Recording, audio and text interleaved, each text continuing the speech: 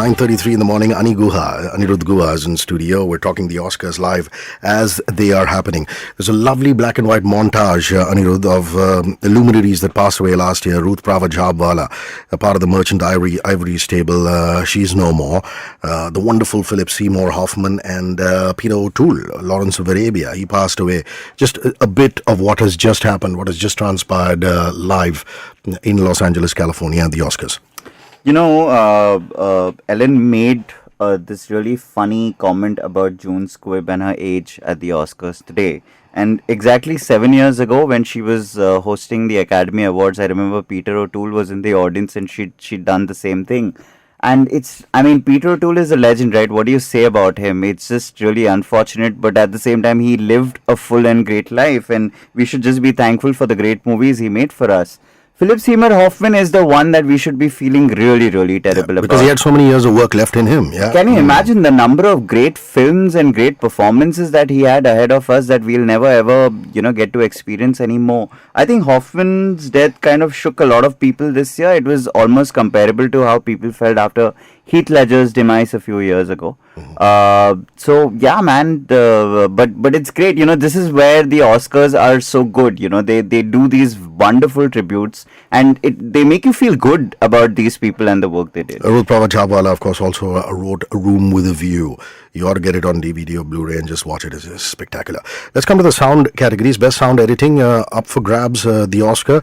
The nominees were All Is Lost, Captain Phillips, Gravity, The Hobbit and Lone Survivor, and Gravity Glenn Fremantle won Best Sound Editing. Best Sound Mixing, Captain Phillips again, Gravity, The Hobbit, Inside Llewyn Davis, and Lone Survivor, and Gravity with Skip Leavesay, Never Didi, Christopher Bensteed, and Chris Monroe picked it up for Best Sound Mixing. You have some thoughts on the sound category?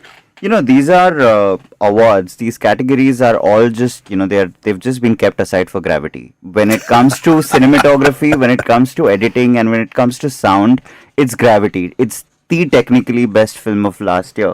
In fact, when you look at the best film and which film wins best film every year, that film needs to either win one of the major technical categories or one of the screenplay categories or best director. Now, as far as I can see, both technical and director has been kept aside for Gravity. If 12 Years a Slave has to win best film, they need to win the best adapted screenplay category this year. But coming back to the sound categories, a movie that a lot of people may have not watched or may have not known about is Lone Survivor. Is this Peter Berg film made about, it's a war film, and it had some of the best sound mixing I've seen in an action film. Of course, it's not worthy of winning the Oscar when it stands against Gravity. But it's great, we need that, pick from you on what to watch.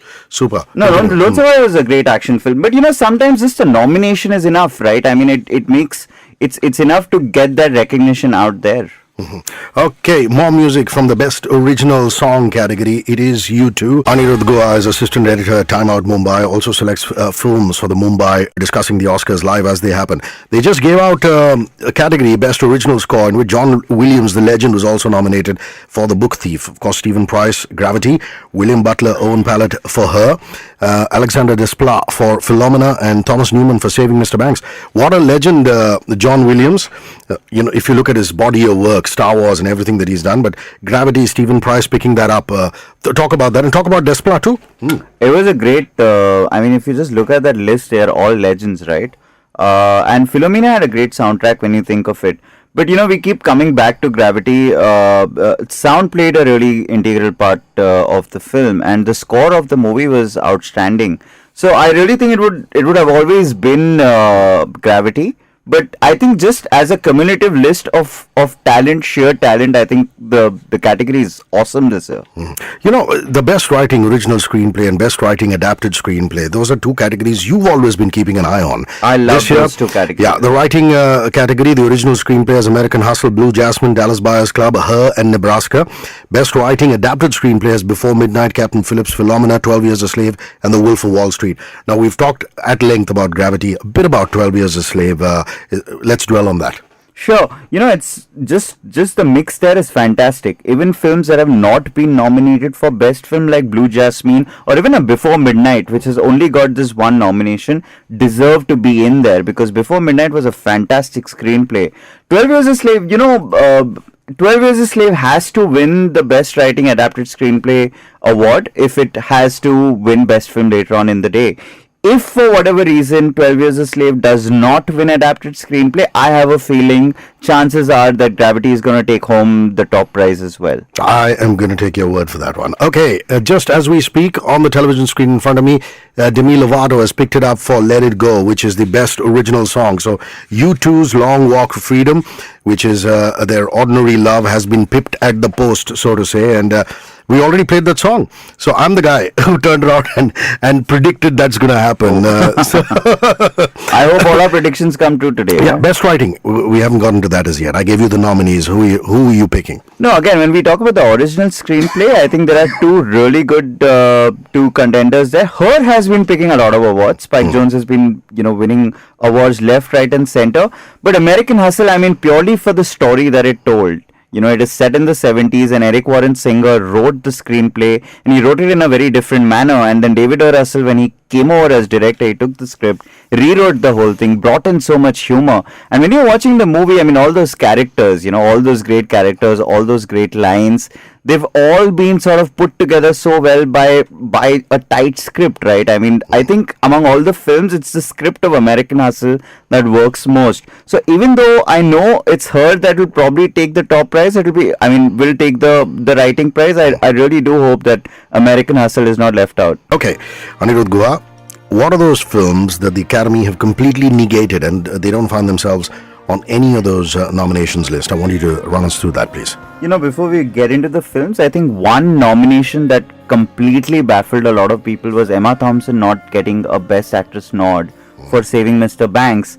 And that one went to Meryl Streep for August Osage County. And a lot of critics have noted the fact that the thing is, we all love Meryl Streep, right? And I'm going to be a very hated man for saying this right now, but I don't really think Streep deserved that nomination because, she's done great work in the past, but I'm not sure if this was the film she needed to be nominated for. I think she stole away Emma Thompson's nomination there.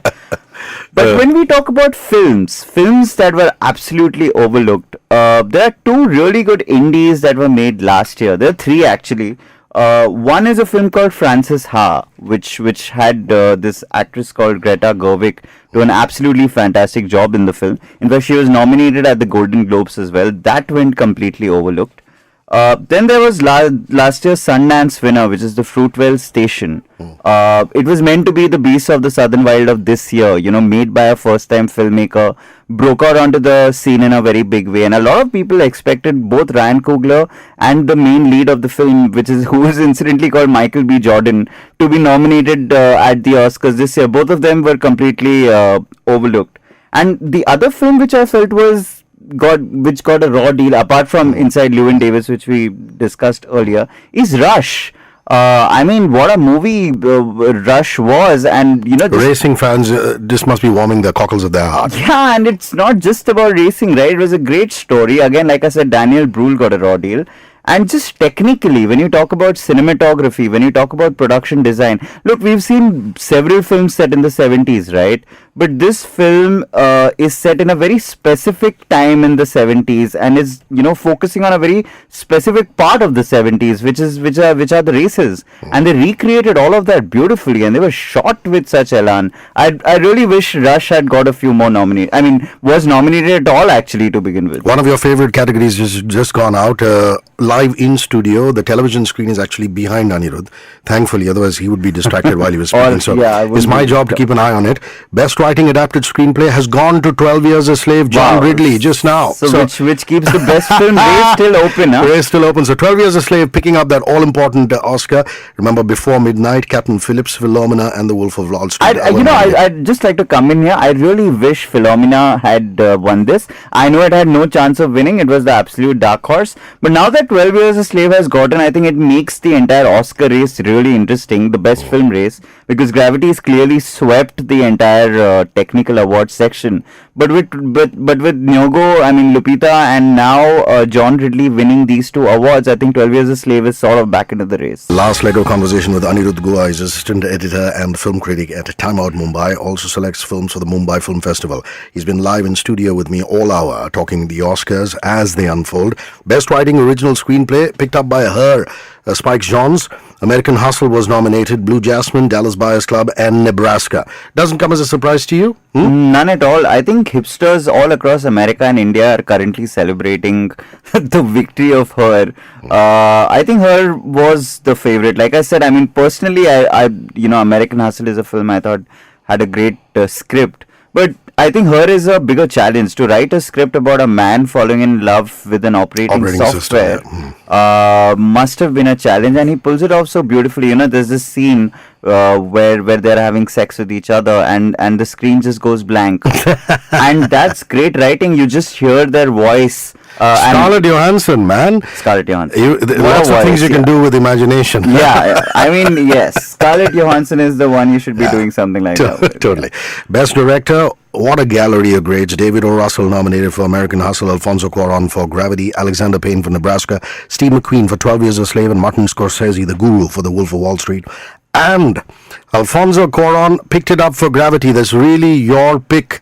And quite a soothsayer you are, yo. No, not really, man. I mean, it's Cuarón, and he was just fantastic. Look, there are 24 nominations, right? And the only one I care about, the one I cared about tonight, was Alfonso Cuarón winning Best Director. It's all craft. I mean, Gravity is the craftiest film that we've seen in a while, and the director's stamp is all over it. Correct. And I think this is the high point of the night. I don't know if Gravity is going to win Best Film. I think 12 Years a Slave might just squeeze in. But I think Cuarón winning Best Director, it has to be the best award of the night. You said you would like to see the Best Actor prize go to Matthew McConaughey. Quickly, before we get your Get Some Sun moment, the Best Actress prize, nominations: Amy Adams for American Hustle, Kate Blanchett for Blue Jasmine, Sandra Bullock for Gravity, Dame Judi Dench for Philomena, and Meryl Streep for August Osage County. Who do you pick? Again, I don't think Meryl Streep should have been there at all. But with Emma Thompson not there, I think it's a clear pick. It's Kate Blanchett. Woody Allen always writes great female characters. That's right. And when you have an actor like Kate Blanchett thrown in, after a point, the script is not even doing anything. It's the actor, she just takes it to another level altogether, and she plays this manic depressive character and brings so many layers and complexities to her role. Kate Blanchett is the clear winner this time. 94.3. You're listening to Good Morning Mumbai with Hrishikesh. Radio 1. Aniruddha Guha on Micromax, Get Some Sun. How do you get some sun, my dear friend? I wish I could say something cool, like I go out hiking. You've said the coolest things over the last hour on the Oscars, so you're forgiven. Come on. I wish I could say I go out rappelling or play some great sports, but I think the time of the day where I get the most sun is when I'm traveling to work. Because it's a long journey. Anybody in Bombay you make sure you pull down the windows and you get a load of sun. Yes, I do that. But I do wish I'd play some more sports, though. I think that's the best way to get the sun, I guess. And you used to spend a lot of time working out. Yeah, you said so. This is all creative writing that you're coming up with. You're getting the award for the best original screenplay today. Thanks very much for hanging with us in studio. Keep getting that sun, getting stuck in traffic, and listen to the radio while you're getting some sun. And what are your coordinates? Where can people get in touch with you? Where can they read your writing? Is there a blog? All the Twitter, Facebook handles, website, everything, please. Well, Time Out has a website. It's timeoutmumbai.net. I'm also quite active on Twitter. My handle's Aniguha, ANIGUHA. That's pretty much it. But incidentally, I'd like to just do a quick minor plug while we're at it. Time Out did a massive Oscar cover story just last week, and we got 9 people from the film industry, including people like Siddharth Roy Kapoor and Ayan Mukherjee and Shujit Sarkar, to talk about each of the major Oscar films this year. It's really interesting. I mean, we've got Shujit Sarkar talking about Gravity and so on and so forth. I think that's a real collector's edition, I mean, even with the Oscars over, there's a lot of stuff in there for people to read. Apart from that, it's really the best way to get in touch with me, I guess, would be Twitter. Take care of yourself, and see you soon. Thanks a lot, man, Rishi.